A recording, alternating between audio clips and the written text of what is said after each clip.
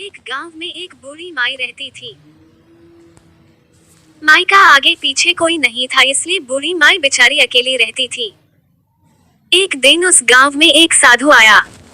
बूढ़ी माई ने साधु का बहुत ही प्रेम पूर्वक आदर सत्कार किया।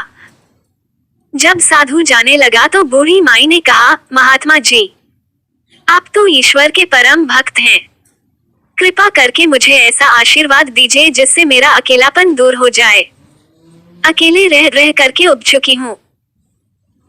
साधु ने मुस्कुराते हुए अपनी झोली में से बाल गोपाल की एक मूर्ति निकाली और बुढ़िया को देते हुए कहा, माई ये लो आपका बालक है, इसका अपने बच्चे की तरह प्रेम पूर्वक लालन पालन करते रहना। बुढ़िया माई बड़े लाड प्यार से ठाकुर जी का लालन पालन करने लगी। एक दिन गांव के कुछ शरारती बच्चों ने देखा कि माई मूर्ति को अपने बच्चे की तरह लाड कर रही है। नटखट बच्चों को माई से हंसी मजाक करने की सूझी। उन्होंने माई से कहा, अरे मैया सुन, आज गांव में जंगल से एक भेड़िया घुस आया है जो छोटे बच्चों को उठाकर ले जाता है और मारकर खा जाता है। तू अपने लाल का ख्याल रखना, कहीं भेड़िया इसे उठाकर ना ले जाए।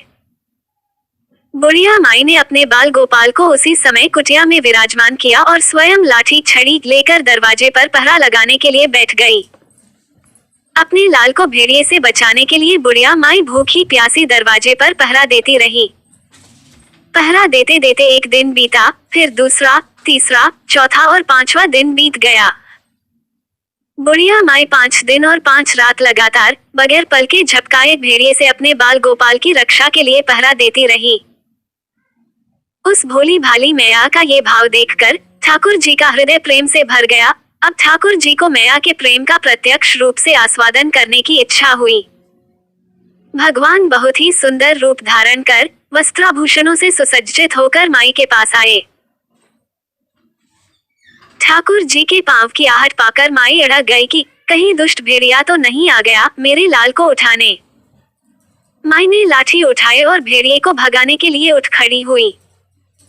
तब श्याम सुंदर ने कहा, मैं हूँ, मैं तेरा वही बालक हूँ जिसकी तुम रक्षा करती हो। माई ने कहा, क्या? चल हट, तेरे जैसे बहुत देखे हैं, तेरे जैसे सैकड़ों अपने लाल पर न्योछावर कर दूं, अब ऐसे मत कहियो। चल भाग जा यहाँ से। ठाकुर जी मैया के इस भाव और एकनिष्ठता को देखकर बहुत ज्यादा प्रसन्न हो गए। ठाकुर जी मैया से बोले, अरे मेरी भोली मैया, मैं त्रिलोकीनाथ भगवान हूँ, मुझसे जो चाहे वर मांग ले, मैं तेरी भक्ति से प्रसन्न हूँ। बुढ़िया माई ने कहा, अच्छा आप भगवान हो, मैं आपको 100 प्रणाम करती हूँ। कृपा कर मुझे यह वरदान दीजिए कि मेरे प्राण प्यारे लाल को भेड़िया न ले जाए। अब ठाकुर जी और ज्यादा प्रसन्न होते हुए बोले, तो चल मैया, मैं तेरे लाल को और तुझे अपने निज धाम लिए चलता हूँ। वहाँ भेड़िए का कोई भय नहीं है। इस तरह प्रभु बुढ़िया माई को अपने निज धाम ले गए।